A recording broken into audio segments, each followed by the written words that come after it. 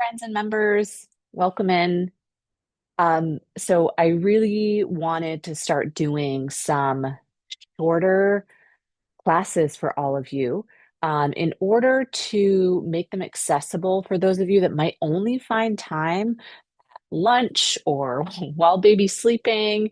As a busy parent myself, I know sometimes we can only find a really short window of time. So today we're going to move through a 20-ish minute practice that will be to kind of energize and light you up from within, in a rather quick but safe way. We want to be worried about creating fire in a way that's too quick because, of course, we want it to be sustainable fire. As always, I recommend having the blocks or some books nearby.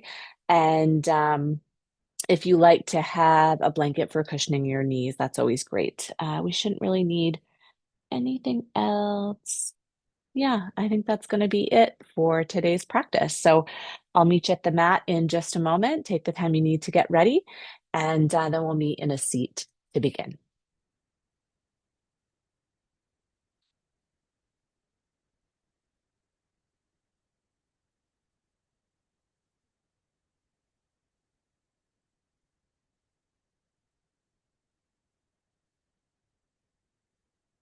I'm going to go ahead and preemptively take a layer off because I know that this practice is energizing and really going to build that tapas and the heat of transformation. So, if you do have extra layers on, I do recommend preparing yourself to build a little bit of heat in our short time together today.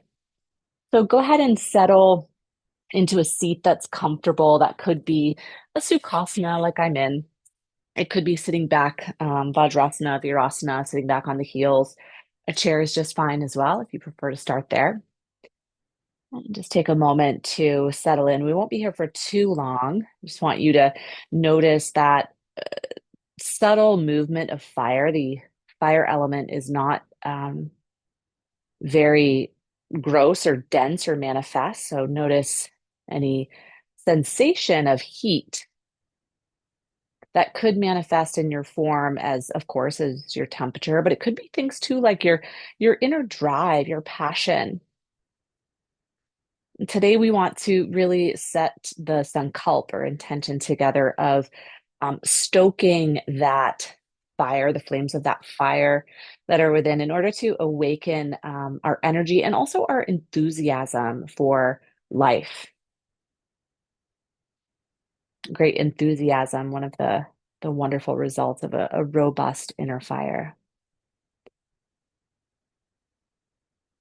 So today, a wonderful quote from an unknown origin that you might like to anchor yourself in the practice is to be fearless in the pursuit of what sets your soul on fire. This is the practice of tapas, the third yama. Self-discipline, inner heat, transformation. We're going to use the breath today and movement to generate this energy, which is so useful for clearing stagnation. And then clearing out that stagnant energy is what allows us to cultivate motivation and enthusiasm and kind of refocus on forward movement. Take a last breath or two here. A seed sound that might also come in handy through the practice is Ram. That one is, of course, is connected with Manipura, our third chakra center.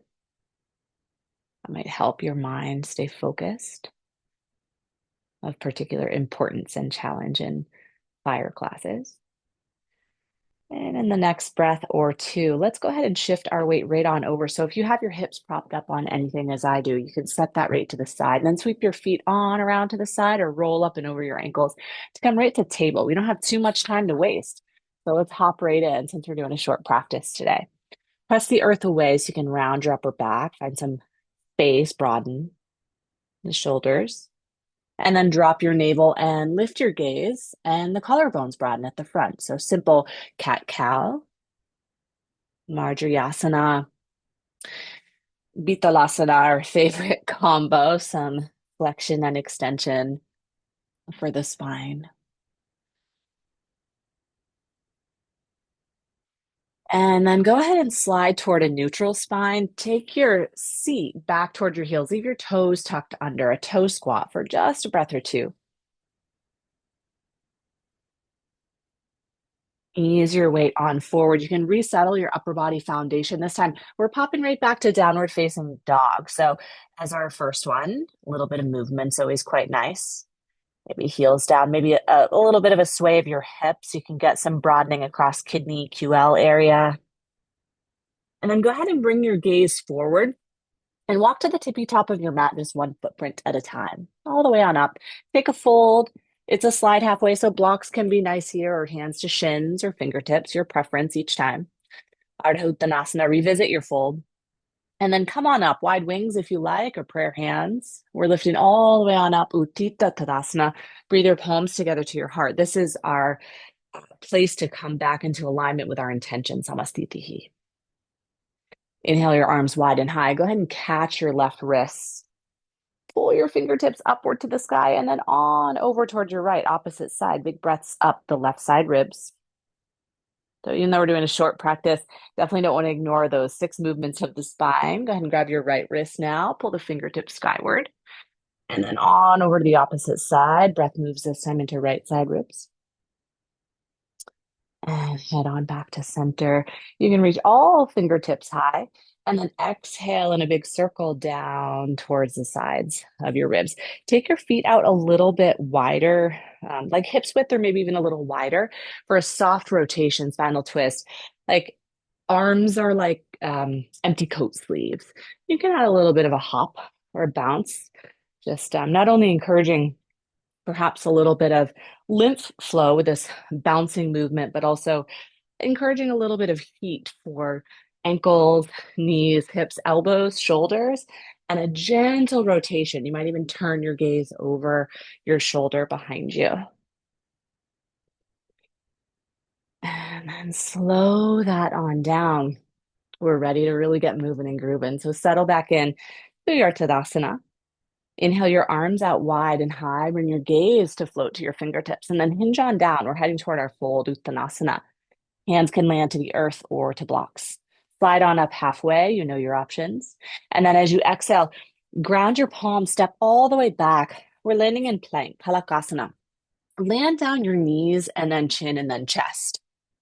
Slide or slither your heart through, untuck your toes. It's a baby extension. Roll your shoulders down toward your hips, Bhujangasana. Exhale back to the earth and then lift on up either through, if you're ready to really build on fire from the start, you might tuck your toes and push through plank. We're coming back to downward facing dog. This is simple sun A. If you prefer, you can go back through table anytime.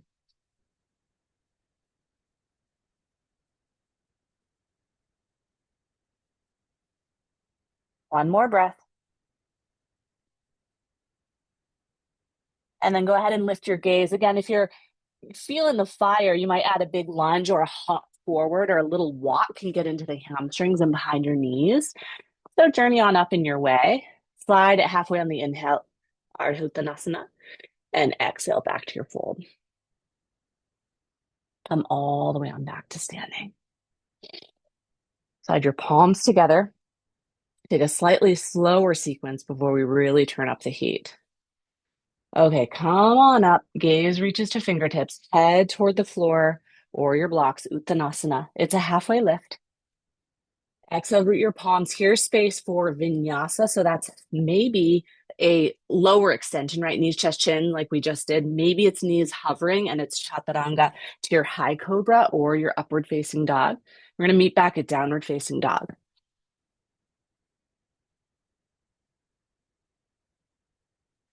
And then lift your gaze forward. Step your right foot all the way on up through.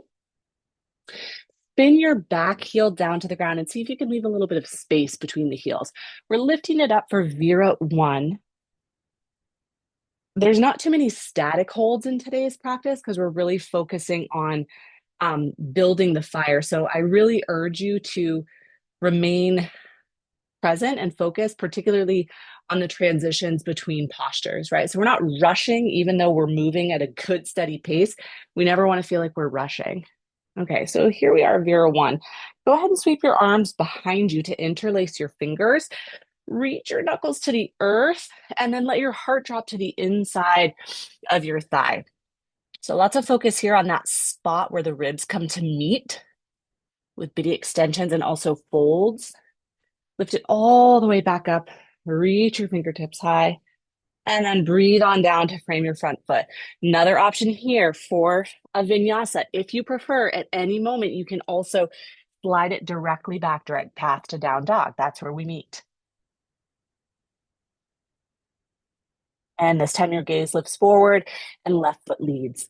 Remember for our Warrior One foundation, as you rotate your back heel down, there's a little bit of space between your heels. Rise it on up.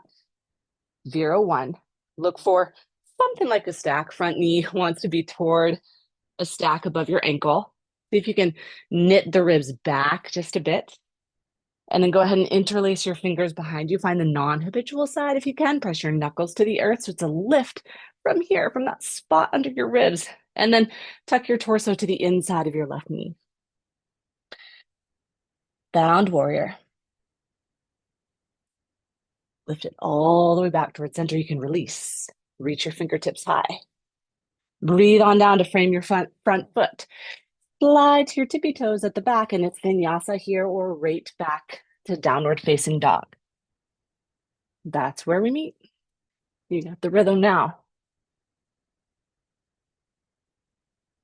And then lift your gaze forward. Again, a one step at a time walk, a lunge or a hop to lift you to the top edge of your mat. Slide it halfway. Exhale to fold. And then go ahead and lift it all the way on up. Remember, this is where we check in. Samasthiti. Palms can fold at your heart, or you can rest in your mountain pose, whichever place allows you to land and root most firmly into your intention. Again, notice that element of fire, how it moves through you. That doesn't mean just temperature alone. Enthusiasm, passion, joy, all beautiful benefits of a well-cultivated fire. Take one more breath.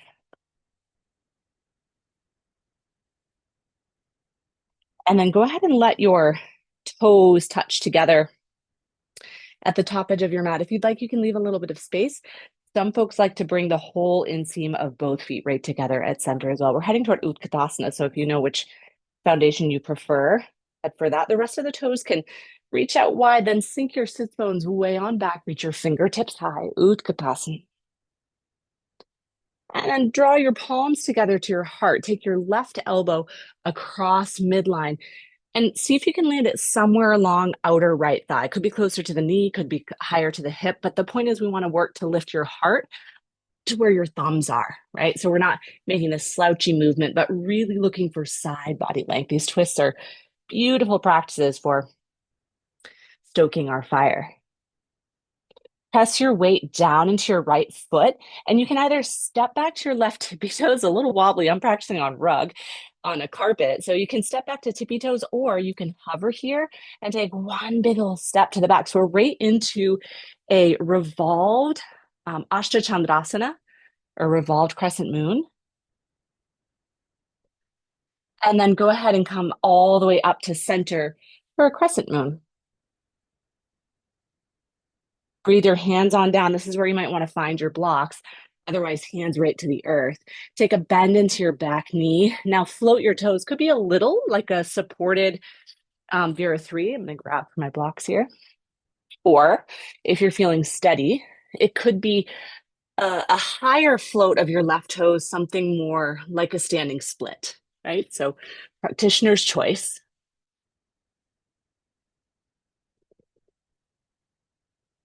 And then all variations, breathe your left toes down onto the earth. We're going to come back into that twist, but with the left hand planted this time. So right hand can come on up to your right hip. Left hand can come across the front of your right shin. You might find a block there. That's how I like to do it. You might come all the way to the earth. And then from that place with steadiness, take a bend into your back knee again, and it's a hover. So really similar shape if you were in that supported Vera 3. I'm going to take my block a little further out. And if you're feeling steady, maybe right fingertips reach high. It adds a whole interesting dynamic to be on carpet rather than wood as your floor surface. Probably really great for the proprioception. Take another breath, revolved here. Woo. And then bring your right hand back to your hip and step your left foot all the way forward. Take a fold. All right.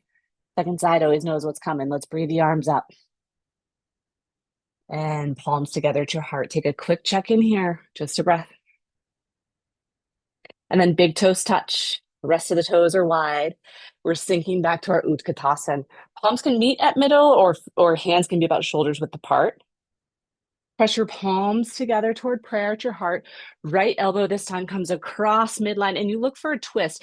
Remember, sternum, heart is lifting up toward the place where your thumbs meet. So it's a really strong rotation. Then root down into your left foot, find all sides.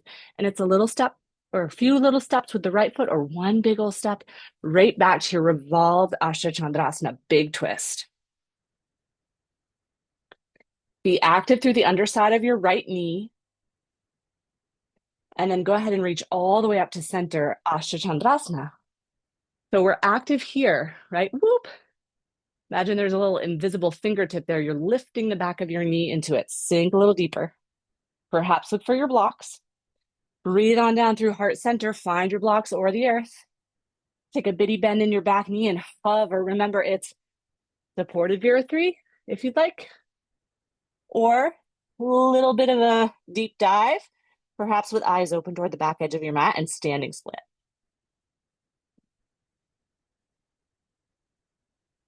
Bend into your base leg. Gently invite the tips of your right toes back down. So we're heading into our twist, but with hand planted this time. So right hand comes across. Remember, you can find your block. Right forearm is crossing in front of your left shin. Or you can bring your right hand right to the earth. Left hand comes up to your left hip. Take a bend into your right knee again, and it's a little lift. Parvrita Ardha Chandrasana. If you'd like, hang out here, or maybe you're steady and left fingertips rise. Take a breath.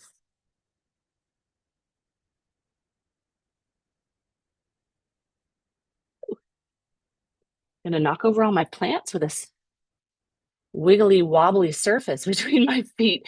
Bring your left hand back to your hip. Step both feet to the earth and take a fold. Wow. Slide up halfway. Revisit your fold. And then come all the way on up. Reach long, breathe your palms down toward your heart. Samasthitihi. Another fun obstacle with the carpet as the floor is that my mat likes to move all over the place during practice. Okay, let's settle in here. And then go ahead and take a big step all the way back with your right foot.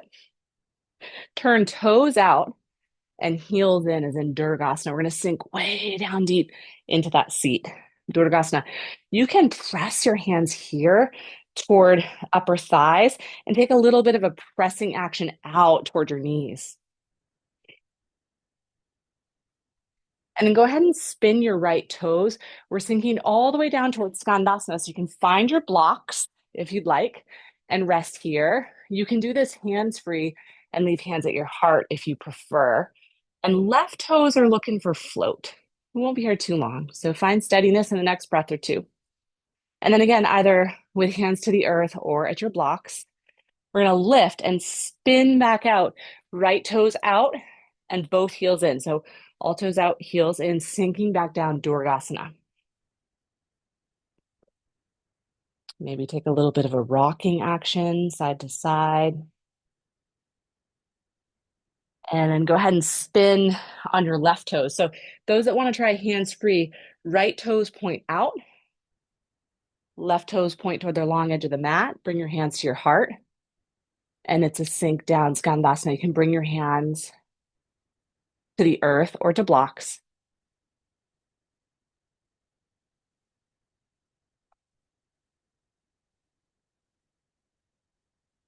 And then slide it all the way back to center. Land your hands to the earth.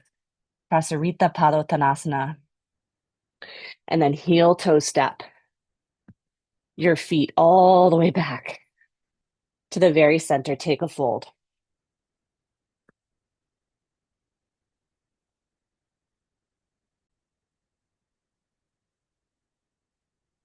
Okay. Inhale to lift halfway. And then exhale. Go ahead and bend at your knees. You can roll through a tiptoe squat if you like, and make your way on down toward the earth. Have your blocks nearby. Little guy woke up, so he might be making a surprise visit or two. Hence the need for short little videos you can do in your small amount of time that you have. So bring your feet to about hips width distance and go ahead and roll on down to the earth. If you can touch your heels, great. You can also have them a little wider, which will be, or like further away from your sits bones, which will be more challenging for hamstrings and glutes.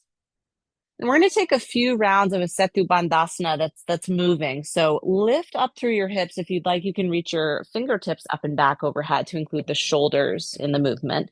And then exhale to roll on down. Hi, honey. You gonna come with me? Okay. Maybe you have an extra weight at home that wants to join. So it's an inhale to raise your hips, maybe fingertips go up and overhead behind you. And exhale on down. We'll take one last round. Raise your hips. Hold, perhaps fingertips reach up and back overhead. And exhale to roll on down. Go ahead and land your knees down toward the right. Spinal twist of your choice. Could be stacking, staggering, or crisscrossing. Get yourself. Your arms might come out wide. Gaze could be over your left fingertips. And then roll your knees up through center and let them land on down toward the left side.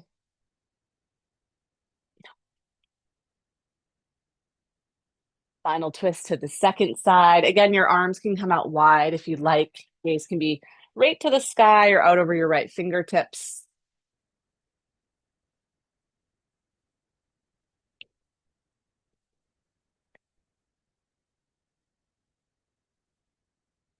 And then go ahead and lift everything up through center. A short Shavasana. We don't want to diminish all that light building we just worked on. Go ahead and lengthen your legs out. Let your arms settle down alongside your ribs. If you prefer to sit in meditation for your integration, of course, there is that option. Settle in. And again, another beautiful opportunity in relative stillness to simply focus on, notice, and observe how the element of fire is moving in your system.